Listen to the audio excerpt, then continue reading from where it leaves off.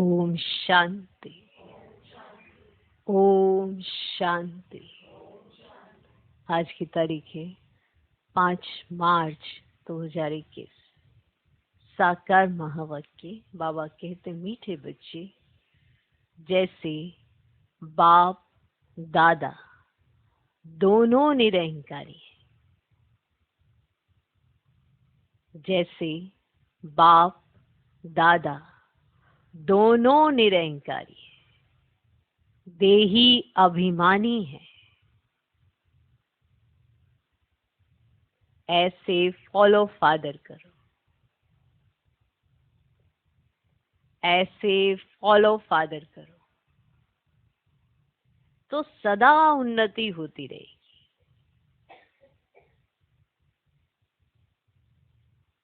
बाबा कहते मीठे बच्चे, जैसे बाप दादा दोनों निरहंकारी हैं, देही अभिमानी हैं, ऐसे फॉलो फादर करो तो सदा उन्नति होती रहेगी। कहीं समझते ना, हमारी उन्नति नहीं हो रही है, हम आगे नहीं बढ़ रहे हैं, ऐसा लगता है वहीं खड़े हैं, पीछे भी नहीं है आगे भी नहीं है, वहीं खड़े हैं। कारण देह अभिमान, निरअहकारिता नहीं है। और जब ये अहंकार आ जाता है ना, तो देह अभिमान चरम सीमा पर होता है और उस समय सोचने समझने की सारी क्षमता खत्म हो जाती है। अहंकार इतना बुद्धि को भ्रष्ट कर देता है। और बाप दादा हमारे सम्मुख हैं, दोनों निरअहकारी, देही अभिमानी है, तो फॉलो किसको करना है? फादर को फॉलो करो ना, तो सदा उन्नति होती रही। ऐसा हो ही नहीं सकता कि उन्नति ना हो। अगर नहीं हो रही है तो कारण स्वयं है, और स्वयं का कारण देह अभिमान है, अहंकार है, 5 विकार हैं, जिनको बैठ के हम ये समझते हैं कि कोई और दोषी है। बार बार हम यही बात कहते हैं, कोई और दोषी नहीं होता, स्वयं दोषी होते हैं। क्योंकि देह अभिमान तो अपने अंदर आया है, दूसरे ने थोड़ा ही कहा है कि देह अभिमान पैदा करो। जब भगवान का कहा नहीं सुन सकते कि देही अभिमानी बनो, मनुष्य ने कहा देह अभिमान पैदा करो तो हो जाएगा। इतनी निरअहकारिता होनी चाहिए ना, अहंकार तो आना ही नहीं चाहिए, तो देही अभिमानी अवस्था होनी चाहिए। इसीलिए फॉलो फादर करो। जो फादर को फॉलो करता है उसकी उन्नति ना हो, ऐसा कभी हो नहीं सकता। आज का प्रश्न है, ऊंच पद की प्राप्ति के लिए कौन सी खबरदारी रखना जरूरी है? माना खबरदार रहना, होशियार रहना, समझदार बनना, कौन सी खबरदारी रखना जरूरी है ऊंच पद की प्राप्ति के लिए? माना हर एक चाहता है मैं ऊंच पद पाऊं, और उस पद की प्राप्ति के लिए कौन सी खबरदारी रखना जरूरी है? उत्तर, ऊंच पद पाना पाना पाना तो खबरदारी रखो कि मनसा से भी किसी को मेरे द्वारा दुख ना हो। मनसा से भी, क्योंकि अगर मन में इतने संकल्प चला लिए तो प्रकृति को भी दूषित कर रहे हो, व्यक्तियों को भी परेशान कर रहे हो। आपके संकल्प चलाने से व्यक्ति और प्रकृति दोनों परेशान होते हैं। तो खबरदार रहो कि मनसा से भी किसी को मेरे द्वारा दुख ना हो। कहीं कहते हैं हम तो किसी को दुख देते ही नहीं, पर आप दुखी होते हो। जब आप दुखी होते हो तो प्रकृति को दुखी करते हो, और जब प्रकृति दुखी होती है तो व्यक्ति दुखी होते हैं। तो निमित्त कौन बना? स्वयं ना। इसलिए मनसा से भी किसी को मेरे द्वारा दुख ना हो। दूसरा, किसी भी परिस्थिति में क्रोध ना आए, किसी भी परिस्थिति में, चाहे कैसी भी परिस्थिति हो जाए, किसी भी परिस्थिति में क्रोध ना आए। तीसरा, बाप का बनकर बाप के कार्य में, इस रुद्र यज्ञ में विघ्न रूप ना बने, है ना। आप विश्व कल्याण के निमित्त हो, पहले अपना ही नहीं कल्याण कर पा रहे तो आप विघ्न रूप ही बन रहे हो ना। आपके द्वारा विघ्न पड़ रहा है, आपके संस्कार नहीं सुधर रहे, आपका स्वभाव परिवर्तित नहीं हो रहा है, तो यज्ञ में क्या पड़ रहा है? विघ्न पड़ रहा है ना। तो बाप का बनकर बाप के कार्य में, इस रुद्र यज्ञ में विघ्न रूप ना बने। अगर कोई मुख से बाबा बाबा कहे और चलन रॉयल ना हो तो ऊंच पद नहीं मिल सकता। कोई मुख से सिर्फ बाबा बाबा बाबा ऐसा गायन ही करता रहे और अपनी चलन पर ध्यान ना दे तो ऊंच पद नहीं मिल सकता।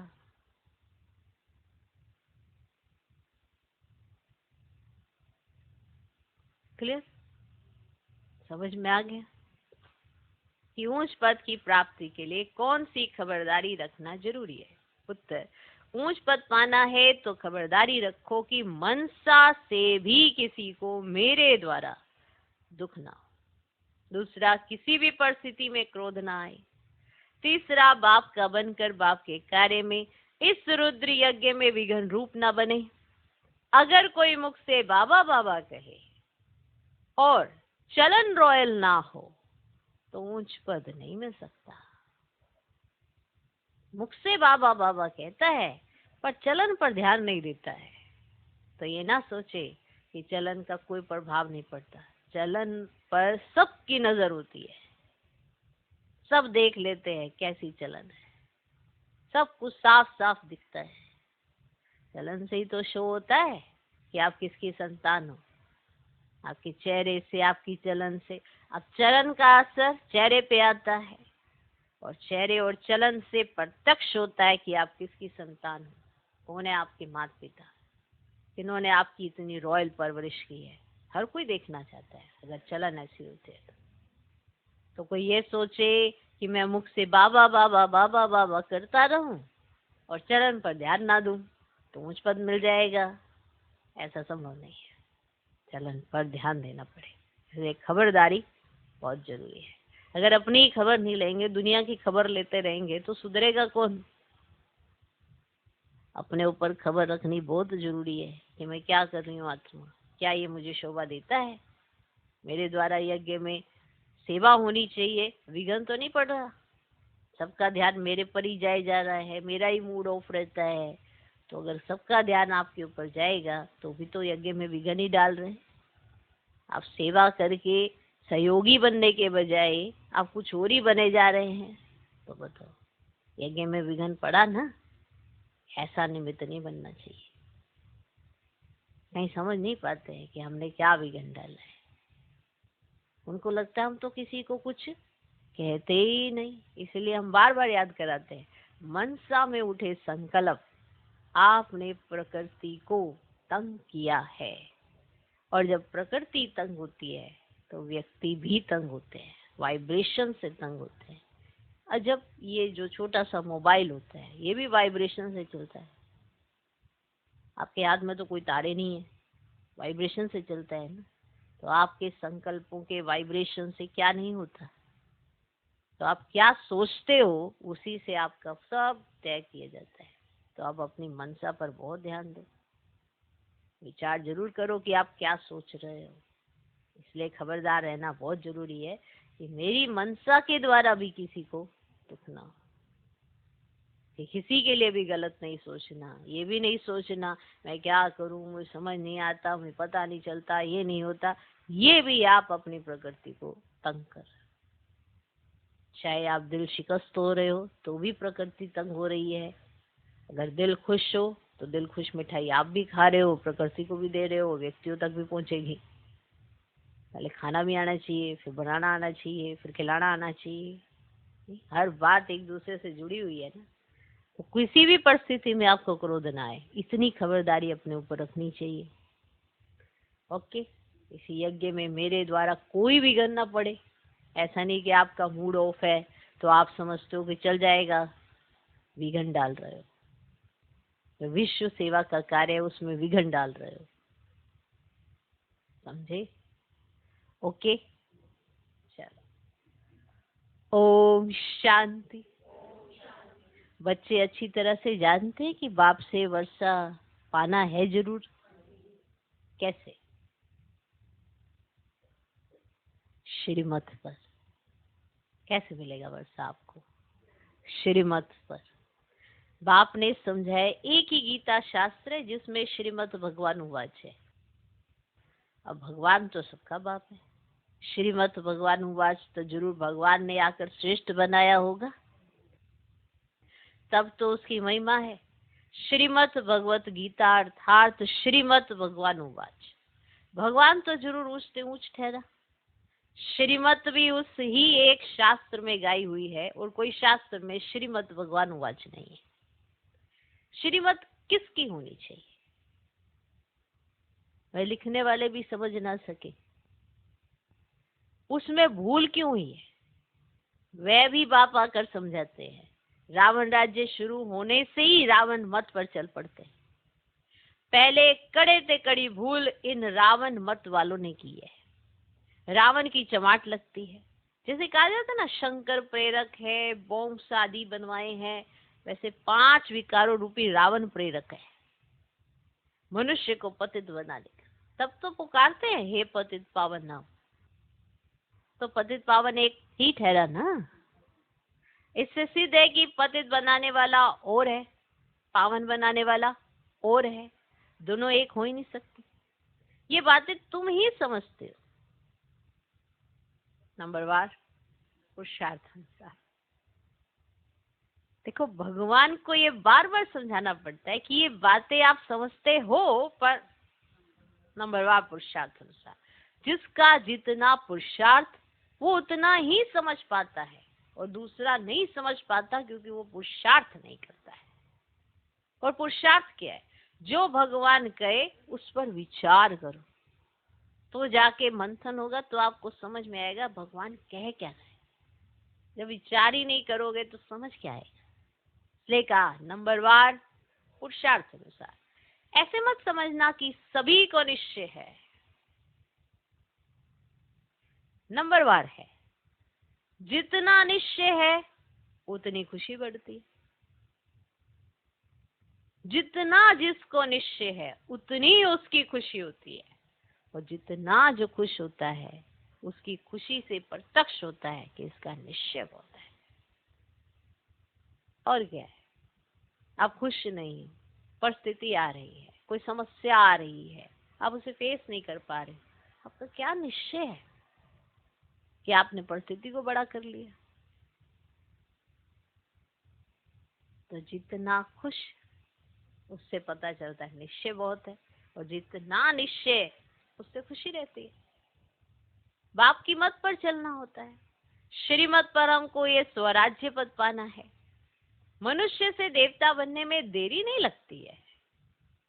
तुम पुरुषार्थ करते हो, मम्मा बाबा को फॉलो करते हो, जैसे वे आप समान बनाने की सर्विस कर रहे हैं, तुम भी समझते हो हम क्या सर्विस कर रहे हैं और मम्मा बाबा क्या सर्विस कर रहे हैं। आपको ये समझ तो आता ही है ना कि हम क्या सर्विस कर रहे हैं और मम्मा बाबा क्या सर्विस कर रहे हैं। बाबा ने समझाया था कि शिव बाबा और ब्रह्मा दादा दोनों इकट्ठे हैं, तो समझना चाहिए कि सबसे नजदीक है। इतनी सी बात नहीं समझ आती कि वो जो समझाएंगे वो शिव बाबा भी वही समझाएंगे, और शिव बाबा जो समझाएंगे वो ये भी समझा सकते हैं ना, क्योंकि सबसे ज्यादा नजदीक कौन है? यही तो है, आप या हम थोड़ा, ये है सबसे नजदीक। तो ये जो समझाएंगे वो सत्य ही होगा। और इतना समझ के भी जो आत्मा ये समझ जाती है, वैसे कितनी छोटी सी बात है, पर इसी में मेहनत है। कारण कि पुरुषार्थ नहीं करते, इसीलिए देहाभिमान सर चढ़ के बोलता रहता है और इसी पॉइंट को समझ नहीं पाते हैं। फिर कोई बाहर का कोई और समझाएगा तब थोड़ा थोड़ा समझ में आएगा, पर जब इनके समझाने से ही नहीं समझ आएगा तो एक्यूरेट कहाँ से समझ में आएगा? वो तो मोटा मोटा ही थोड़ा सा पल्ले पड़ेगा। जब भगवान के समझाए से नहीं समझा तो मनुष्य जब समझाएगा तो समझ आ जाएगा, समय पर मान वो भी आएगा। कहते हैं जब भगवान समझाता है तो चांस सबको है, समझ लो, भाग्य बना लो। फिर समय समझाता है, दो ही समझाते हैं ना, एक भगवान एक समय। और जब समय समझाता है तो और कोई तोड़ ही नहीं होता, तो फिर सबको समझ आता है। यही बात लास्ट की है कि अभी भगवान समझा रहा है तो प्यार से समझा रहा है, माँ बाप है, पालना दे के समझा रहे हैं, झोली भर के समझा रहे हैं, सब कुछ लुटा के समझा रहे हैं। फिर आती है बारी समय की, और जब समय समझाता है तो एक एक आत्मा को समझ में आता है, क्योंकि उसमें ना तो किसी का पुरुषार्थ होता है, सबको सामने ही दिख रहा होता है। और जब सामने दिखता है तो पुरुषार्थ नहीं होता है, फिर तो बस आर यार पार होता है, तो उस समय को पोजीशन भी नहीं होती है। क्लियर? समझा? तो सबसे ज्यादा नजदीक ये है ना, इनका ही संपूर्ण रूप सूक्ष्म वतन में देखते हैं तो जरूर ये तीखा होगा, परंतु जैसे बाप निरहंकारी है, देही अभिमानी है, वैसे ये दादा भी निरहंकारी है। कहते हैं कि शिव बाबा ही समझाते रहते हैं। जब मुरली चलती है तो बाबा खुद कहते हैं कि समझो कि शिव बाबा इन द्वारा सुना रहे हैं। ये ब्रह्मा भी जरूर सुनता होगा, ये ना सुने और ना सुनाए तो उच्च पद कैसे पाए। परंतु अपना देह अभिमान छोड़ कहते कि ऐसा समझो कि शिव बाबा ही सुनाते हैं। कभी ये नहीं कहते कि मेरे में भी बुद्धि है या मैं भी समझा सकता हूँ, पर ये हम सब बच्चे जानते हैं कि सबसे ज्यादा नजदीक ब्रह्मा बाबा है, तो वो भी जो समझाते हैं वो एक्यूरेट ही समझाते हैं कि शिव बाबा के सबसे ज्यादा करीब ब्रह्मा बाबा है। वो जो समझाएंगे सही नहीं समझाएंगे। हम पुरुषार्थ करते रहते हैं, शिव बाबा ही समझाते हैं। इतनी निरहंकारिता है कि ब्रह्मा बाबा कभी नहीं कहते कि ये मैंने किया, हमेशा कहते शिव बाबा ने किया। हम पुरुषार्थ करते रहते हैं, शिव बाबा ही समझाते हैं इसने तो पतितपना पास किया हुआ है। मम्मा तो कुमारी थी तो मम्मा ऊंच चली गई, तुम भी कुमारियां मम्मा को फॉलो करो। गृहस्थियों को बाबा को फॉलो करना है, हर एक को समझना है कि मैं पतित हूं, मुझे पावन बनना है। ये पॉइंट याद रखा करो, भूल जाते हैं बच्चे, इसीलिए हम बीच बीच में याद कराते हैं। क्या आए किस लिए? पावन तो है नहीं, पतित हैं और हमें पावन बनना है। इसे जब करेक्शन कराता है ना भगवान, तो एक्सेप्ट नहीं करते, स्वीकार नहीं कर पाते, समझते हैं हमें ज्यादा बुद्धि है, इसीलिए परिवर्तन ही नहीं हो पाता। तो हमेशा ये समझो हम पतित हैं, मुझे पावन बनना है। समझते हैं ऐसा? मुख्य बात बाप ने याद की यात्रा सिखलाई है, इसमें देहाभिमान नहीं रहना चाहिए। अच्छा कोई मुरली नहीं सुना सकते तो याद की यात्रा पर रहो, यात्रा पर रहते मुरली चला सकते हैं, परंतु यात्रा भूल जाते हैं तो भी हर्जा नहीं, मुरली चलाकर फिर यात्रा पर लग जाओ, क्योंकि ये वाणी पैवानी से परे वानप्रस्थ अवस्था है। अगर मुरली सुना के फिर से यात्रा पर लग जाओ, क्योंकि वो तो वाणी से परे की वानप्रस्थ अवस्था है। मूल बात है देही अभिमानी हो बाप को याद करते रहे और चक्र को याद करते रहे, किसी को दुख ना दे, यही समझाते रहे बाप को याद करो, यह है यात्रा। मनुष्य जब मरते हैं तो कहते हैं स्वर्ग पधारा। अज्ञान काल में कोई स्वर्ग को याद ही नहीं करते हैं। स्वर्ग को याद करना माना यहाँ से मरना, ऐसे तो कोई याद नहीं करते। अभी तुम बच्चे जानते हो हमको वापस जाना है। बाप कहते जितना तुम याद करेंगे उतना खुशी का पारा चढ़ेगा, वर्षा याद रहेगा। जितना बाप को याद करेंगे उतना हर्षित भी रहेंगे।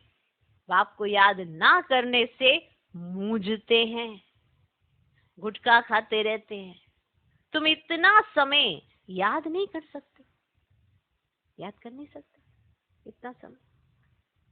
बाबा ने आशिक माशूक का मिसाल बताया है। वह भल धंधा करते हैं और वह भल चरखा चलाती रहती, तो भी उसके सामने माशूक आकर खड़ा हो जाता। सोचो, वो अपना कारोबार करता और वो चरखा चलाती, तो भी उसको ये एहसास होता कि मेरे सामने माशूक आके खड़ा हो गया। आशिक माशूक को याद करते, माशूक फिर आशिक को याद करते। यहाँ तो सिर्फ तुमको एक बाप को याद करना है, बाप को तो तुमको याद नहीं करना है। बाप सबका माशूक है। तुम बच्चे लिखते हो कि बाबा आप हमको याद करते हो। अरे जो सबका माशूक है वह फिर तुम आशिकों को याद कैसे कर सकेंगे? हो नहीं सकता। वह है ही माशूक, आशिक बन नहीं सकता। तुमको ही याद करना है। तुम हर एक को आशिक बनना है उस एक माशूक का। अगर वह आशिक बने तो कितने को याद करे? ये तो हो ही नहीं सकता। कहता है कि मेरे ऊपर पापों का बोझा थोड़े ही है जो तुमको किसको याद करूं। तुम्हारे ऊपर बोझा है। बाप को याद नहीं करेंगे तो पापों का बोझा नहीं उतरेगा। बाकी मुझे क्यों किसको याद करना पड़े? अब याद करना है तो महात्माओं को। अब जितना याद करेंगे उतना पुण्य आत्मा बनेंगे, पाप कटते जाएंगे। बड़ी मंजिल है। देही अभिमानी बनने में ही मेहनत है। यह नॉलेज सारी तुमको मिल रही है। तुम त्रिकालदर्शी बने हो। नंबरवार पुरुषार्थ अनुसार सारा चक्र तुम्हारी बुद्धि में रहना चाहिए। बाप समझाते तुम लाइट हाउस हो ना, हर एक को रास्ता बताने वाले हो, शांति धाम और सुखधाम का। ये सब नई बातें तुम सुनते हो, जानते हो कि बरोबर हम आत्माएं शांति धाम के रहवासी हैं। यहाँ पाठ बजाने आते हैं, हम एक्टर हैं। यही चिंतन बुद्धि में चलता रहे तो मस्ती चढ़ जाए। बाबा ने समझाया आदि से लेकर अंत तक तुम्हारा पाठ है। अभी कर्मातीत अवस्था में जरूर जाना है, फिर गोल्डन एज में आना है। इस धुन में रहते अपना कल्याण करना है। सिर्फ पंडित नहीं बनना है। दूसरे को सिखाते रहेंगे, खुद उस अवस्था में नहीं रहेंगे तो असर पड़ेगा नहीं। अपना भी पुरुषार्थ करना है। बाप भी बताते कि हम भी याद करने की कोशिश करता हूँ। कभी माया का तूफान ऐसा आता है जो बुद्धि का योग तोड़ देते हैं। बहुत बच्चे चार्ट भेज देते हैं ना, वंडर खाता हूँ कि ये तो हमसे भी तीखे जाते हैं। मैंने ऐसे ऐसे चार्ट में लिखते हैं तो मुझे बड़ा वंडर लगता है ना, ये तो हमारे से भी तीखे चले जा रहे हैं। शायद वेग आता है तो चार्ट लिखने में लग जाते हैं, परंतु ऐसी अगर तीखी जोड़ी पहने तो नंबर 1 में चले जाएं। परंतु नहीं, वह सिर्फ चार्ट लिखने तक है। पर ऐसे नहीं लिखते कि बाबा इतनों को आप समान बनाया, और वह भी लिखें बाबा हमको इसने ये रास्ता बताया है। ऐसा समाचार नहीं आता है तो बाबा क्या समझेंगे? सिर्फ चार्ट भेजने से काम नहीं चलता। आप समान भी बनाना है। रूप और बसंत दोनों बनना है, नहीं तो बाप समान नहीं ठहरे। रूप भी बसंत भी एक्यूरेट बनना है। इसमें ही मेहनत है। देह अभिमान मार डालता है। क्या करता है? मार डालता है। रावण ने देह अभिमानी बनाया है। अभी तुम देही अभिमानी बनते हो। फिर आधा कल्प के बाद माया रावण देह अभिमानी बनाती है। देही अभिमानी तो बहुत मीठा बन जाते हैं। माया जो देही अभिमानी होते हैं ना, उनको दिखते ही मीठापन महसूस होने लगता है कि सच में ये बहुत मीठी आत्मा है। अब मीठी चीज को देख के तो अंदर आपको मीठापन ही लगेगा ना। अब जो देही अभिमानी होता है उसको देखकर मीठापन अनुभव होता है। और जिसको देह अभिमान होता है ऐसा खारे खारे से लगते हैं, कड़वे कड़वे से, ऐसे मानो पता नहीं यहाँ फटे हैं वहां फटे हैं, पता नहीं कहाँ कहाँ फटे हैं। तो देही अभिमानी तो बहुत मीठा बन जाते हैं। संपूर्ण तो अभी कोई भी बना नहीं है। इसलिए बाबा हमेशा कहते हैं कि किसी के भी दिल को रंज नहीं करना है, दुख नहीं देना है। सबको बाप का परिचय दो। बोलने करने की भी ना बड़ी रॉयल्टी चाहिए। बोलने करने की भी ना बड़ी रॉयल्टी चाहिए, है ना। बोलने का जो सलीका होना चाहिए ना, बहुत रॉयल होना चाहिए। ईश्वरीय संतान के मुख से तो सदैव रतन निकलना चाहिए। तुम मनुष्यों को जीदान देते हो, रास्ता बताना है और समझाना है। तुम परमात्मा के बच्चे हो ना, उनसे तुमको स्वर्ग की राजाई मिलनी चाहिए, फिर अब वह क्यों नहीं है? याद करो, बरोबर बाप से वर्षा मिला था ना। तुम भारतवासी देवी देवताएं थे, तुमने 84 जन्म लिए। तुम समझो कि हम ही लक्ष्मी नारायण के कुल के थे। अपने को कम क्यों समझते हो? अगर कहते कि बाबा सब थोड़े बनेंगे, तो बाबा समझ जाता है कि यह स्कूल का ही नहीं है, अभी से ही तरीकने लग पड़ा है। तुमने 84 जन्म लिए हैं, बाप ने 21 जन्मों की प्रारब्ध जमा करवाई, वह खाया, फिर ना होना शुरू हो गई। कट चढ़ते चढ़ते तमो प्रधान कोड़ी मिसल बन पड़े हो। भारत ही 100% सॉल्वेंट था।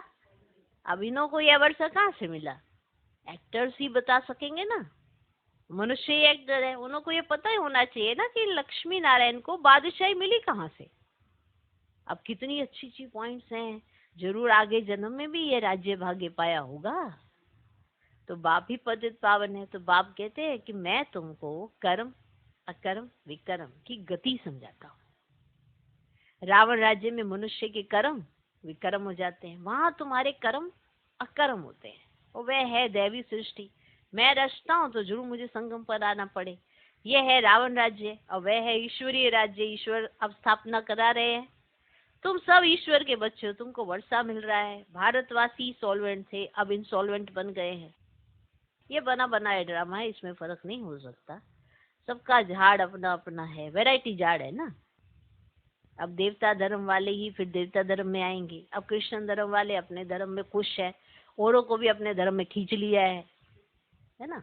अब भारतवासी अपने धर्म को भूलने के कारण वे धर्म अच्छा समझ चले जाते हैं। अब विलायत में नौकरी के लिए कितने जाते हैं, तो वो क्या बना देते हैं, कितने जाते हैं ना, क्योंकि वहाँ कमाई बहुत है। तो ड्रामा बड़ा वंडरफुल बना हुआ है, इसको समझने की अच्छी बुद्धि चाहिए। विचार सागर मंथन करने से सब कुछ समझ में आ जाता है। जो भी पॉइंट बाबा ने कहे हैं उस पर विचार सागर मंथन करो, तब आपको समझ में आएगा कि भगवान क्या कह रहे। सुना, बैठ गए। ऐसे तो भक्ति मार्ग में भी करते थे, गीत सुना, घर में आके फिर वही लड़ाई झगड़ा, वही भजन बेटे गाई, और फिर वापस आए, फिर वही झगड़ा झगड़ा। क्यों? क्योंकि जो सुनते थे वो समझते नहीं थे। आज सुनना भी है, समझना भी है, और फिर अप्लाई भी करना है। ऐसे सुनने सुनाने वाले तो बहुत थे। आज भी भक्ति मार्ग में कितने सुनाते हैं, कितनी कथाएं, ये कितना सुनाते हैं, खुद भी रोते हैं, दूसरों को भी रुलाते हैं, पर सुनाने तक। उसके बाद उनके जीवन में झांक के देखो तो वही समस्याएं हैं। बस उस स्टेज तक रहते हैं तो वो सुनाते हैं। जो करेक्टर आप देख रहे हो, जो आपको पसंद नहीं आ रहा, वही एक्ट आप कर रहे हो, तो भगवान को कैसे पसंद आएगा?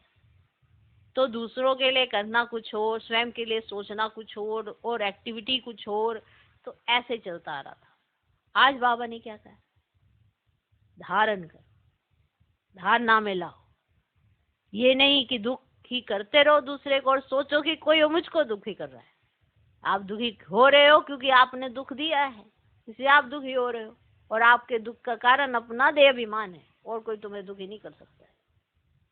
हर एक का अपना अपना चिंतन है। इसीलिए कहा विचार सागर मंथन करो, तब जाके परमात्म महावाक्य जो है वो आपके अंदर बैठे तो सही, तभी तो धारणा होगी, तभी तो पुरुषार्थ श्रेष्ठ होगा, तभी तो कुछ नजर आएगा। वरना भगवान दिखाता जाएगा, आपको कुछ नजर नहीं आएगा। ओके,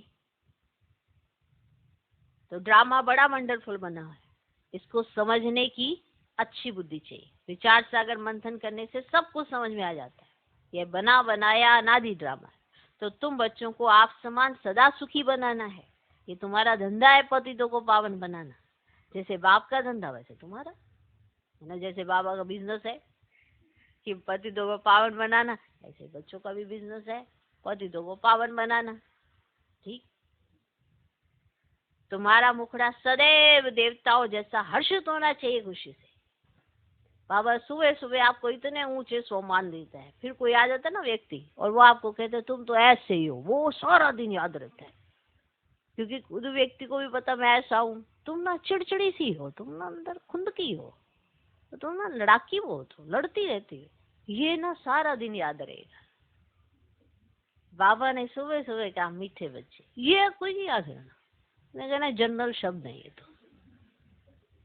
वरना हर बात में वही चीज देखनी है जिसमें खुद को भी पता है कि हमारी कहाँ भूल है, और फिर भूल को सुधारेंगे नहीं तो फिर खुश कहाँ से रह लेंगे। इसीलिए खुश रहो। क्या करो? खुश रहो। तो क्या चिंतन है, मतलब चिंतन से ही तो चरित्र बनता है कि मतलब किस तरह का चिंतन है। तो जैसे बाप का धंधा वैसे तुम्हारा मुखड़ा सदैव देवताओं जैसा हर्षित होना चाहिए, खुशी में। कैसे? खुशी में। तुम हो लवली चिल्ड्रन, तुम हो लवली चिल्ड्रन। क्रोध पर बड़ी खबरदारी रखनी है। देखो बाबा ने आपको टाइटल दिया लवली चिल्ड्रन, ऊपर से आपके अंदर आज क्रोध के बीज फूटते रहते हैं, तो उस पर बड़ी खबरदारी रखनी है। बाप आए हैं बच्चों को सुख का वर्षा देने, स्वर्ग का रास्ता सबको बताना है। बाप सुख करता दुख हरता है, तो तुमको भी सुख करता बनना है। क्या बनना है? सुख करता। किसको दुख नहीं देना है। दुख देंगे तो तुम्हारी सजा 100 गुना बढ़ जाएगी। बच्चों के लिए तो खास ट्रिब्यूनल बैठती है, क्योंकि बाबा ने बच्चों को गाइड किया होता है, अब इतना समझाया होता है, फिर भी कोई ऐसी हरकतें करे तो फिर उनके लिए तो खास ट्रिब्यूनल बैठती है। बाप कहते हैं कि तुम विघन डालेंगे तो बहुत सजा खाएंगे। कल्प कल्पांतर तुम साक्षात्कार करेंगे कि फलाने यह बनेंगे। ये आगे जब देखते थे तो बाबा मना करते थे कि ना सुनाओ। अंत में तो एक्यूरेट मालूम पड़ता जाएगा, आगे चलकर जोर से साक्षात्कार होंगे। आगे चल के जोर से साक्षात्कार होंगे, वृद्धि तो होती जाएगी, आबू तक क्यों लग जाएगी। बाबा से कोई भी मिल नहीं सकेंगे, कहेंगे अहो प्रभु तेरी लीला। ये भी गाया हुआ तो है ना। विद्वान पंडित आदि भी पीछे आएंगे, उन्हों के सिंहासन भी हिलेंगे, तुम बच्चे तो बहुत खुशी में रहेंगे। अच्छा, मीठे मीठे सिकिलदे बच्चों प्रति माता पिता बाप दादा का याद प्यार। ऐसी याद प्यार एक ही बार मिलती है।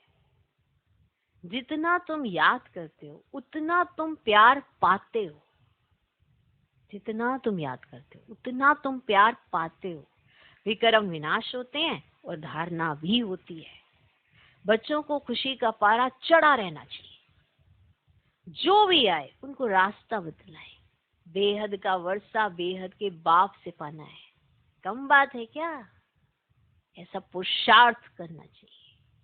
अच्छा, मीठे मीठे सिकिलदे रूहानी बच्चों प्रति रूहानी बाप दादा का याद प्यार और गुड मॉर्निंग। रूहानी बाप की रूहानी बच्चों को नमस्ते। हम रूहानी बच्चों की भी रूहानी बाप को नमस्ते नमस्ते नमस्ते। Good morning good morning good morning. धारणा के लिए मुख्य सार पहला पॉइंट, बोलने चलने में बहुत रॉयल बनना है। बोलने चलने में बहुत रॉयल बनना है। मुख से सदैव रतन निकालने हैं। मुख से सदैव रतन निकालने हैं। आप समान बनाने की सेवा करनी है। आप समान बनाने की सेवा करनी है। किसी की दिल को रंज नहीं करना है। किसी की दिल को रंज नहीं करना है। बोलने चलने में बहुत रॉयल बनना है। मुख से सदैव रतन निकालने हैं। आप समान बनाने की सेवा करनी है। किसी की दिल को रंज नहीं करना है। दूसरा पॉइंट, क्रोध पर बड़ी खबरदारी रखनी है। क्रोध पर बड़ी खबरदारी रखनी है। मुखड़ा सदैव देवताओं जैसा हर्षित रखना है। मुखड़ा सदैव देवताओं जैसा हर्षित रखना है। स्वयं को ज्ञान योग बल से देवता बनाना है। स्वयं को ज्ञान योग बल से देवता बनाना है।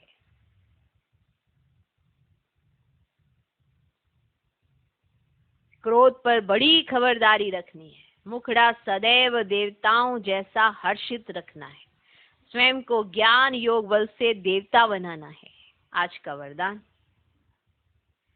सदा पश्चाताप से परे प्राप्ति स्वरूप स्थिति का अनुभव करने वाले सद्बुद्धिवान भव। सदा पश्चाताप से परे, सदा पश्चाताप से परे प्राप्ति स्वरूप स्थिति का अनुभव करने वाले सद्बुद्धिवान भव। जो बच्चे बाप को अपने जीवन की नैया देकर मैंपन को मिटा देते हैं, ये पॉइंट मुझे बहुत अच्छा लगा कि हम सब कहते हैं मेरी नैया तेरे हवाले, लेकिन मैंपन नहीं हटाते कि नैया तो दे दी, बाकी कमांड अपने हाथ में ही रखते हैं। कि जब हमने कहा नैया तेरे हवाले, तो ये मैंपन कहां से आ रहा है और मेरापन कहां से आ रहा है? मेरा तन, मेरा मन, मेरा धन, जब हम कहते हैं सब कुछ तेरा, फिर ये जो मैंपन आ जाता है कि मैंने ये किया, मैं ये करती, मैं वो करती, ये कहां से आ जाता है? सब कुछ तो बाबा कराता है और सब कुछ देता भी बाबा है। नहीं, हम तो छोटे छोटे बच्चों में भी ये डालने की कोशिश करते हैं कि कौन दे रहा है? बाबा दे रहा है। अब बच्चों को तो नहीं दिख रहा बाबा, दिखाना तो हमने है कि हमारे पास कहां से आया, हमारे पास कहां से है, देने वाला तो बाबा है। तो जो बच्चे बाप को अपने जीवन की नैया देकर मैंपन को मिटा देते हैं, ये देहाभिमान कहां से जन्म लेता है? ये अहंकार कहां से जन्म लेता है? ये रोना धोना, ये सब देहाभिमान की कैटेगरी में आते हैं। ये कहां से जन्म लेता है? मैंपन से। ये बुरा लगना, फीलिंग आना, दुखी होना, ये कहाँ की कैटेगरी है? ये मैंपन की कैटेगरी है। मेरे साथ, मैंने किया, मेरा। तो जो अपनी नैया बाप के हवाले करके क्या करता है? मैंपन को मिटा देता है। श्रीमत में मन मत मिक्स नहीं करते, जैसी श्रीमत मिली है वैसा ही पालन करते हैं, मन मत मिक्स नहीं करते। वे सदा पश्चाताप से परे प्राप्ति स्वरूप स्थिति का अनुभव करते हैं। उन्हें हर घड़ी प्राप्ति का अनुभव होता है, उन्हें कभी पश्चाताप नहीं करना पड़ता। उन्हें ही सद्बुद्धिवान कहा जाता है। ऐसे सद्बुद्धि वाले तूफानों को तोहफा समझ, स्वभाव संस्कार की टक्कर को आगे बढ़ने का आधार समझ, सदा बाप को साथी बनाते हुए साक्षियों हर पाठ देखते सदा हर्षित होकर चलते हैं। क्लियर? आगे समझ कि नैया तो हवाले कर दी, पर मैंपन खत्म किया। मैंने ये किया है, मैंने वो किया है, मैंने वो करती, मैं वो करती, फिर भी ऐसा होता वैसा होता, ये क्या है? जब नैया हवाले की है तो बताओ बताओ।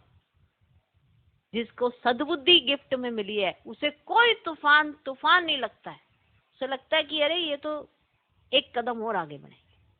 किसी के साथ भी अगर स्वभाव संस्कार की टक्कर होती है तो वो उसमें नीचे नहीं गिरता है।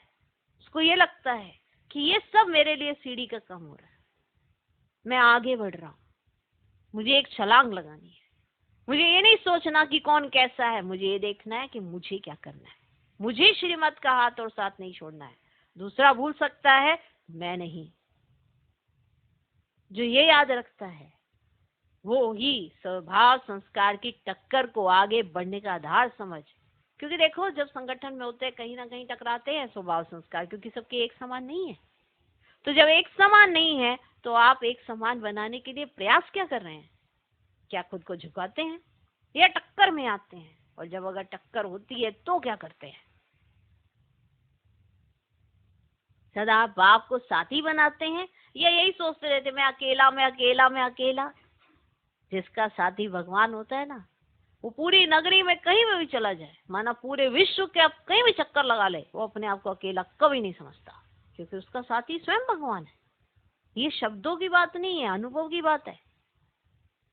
और साक्षी होकर हर पाठ को देखते, सदा हर्षित होकर चलते, क्योंकि वो किसी के भी पाठ के अंदर घुसते ही नहीं है, सबको साक्षी होकर देखते, इसलिए वो हर्षित होते हैं। अब बताओ, नैया हवाले तो कर दी, हम हो गए बाबा, मेरा सब कुछ आपका, लेकिन मैंपन छोड़ा? इस पे जरूर विचार कर लेना। आज का श्लोक, जो सुखदाता बाप के सुखदाई बच्चे हैं, उनके पास दुख की लहर आ नहीं सकती।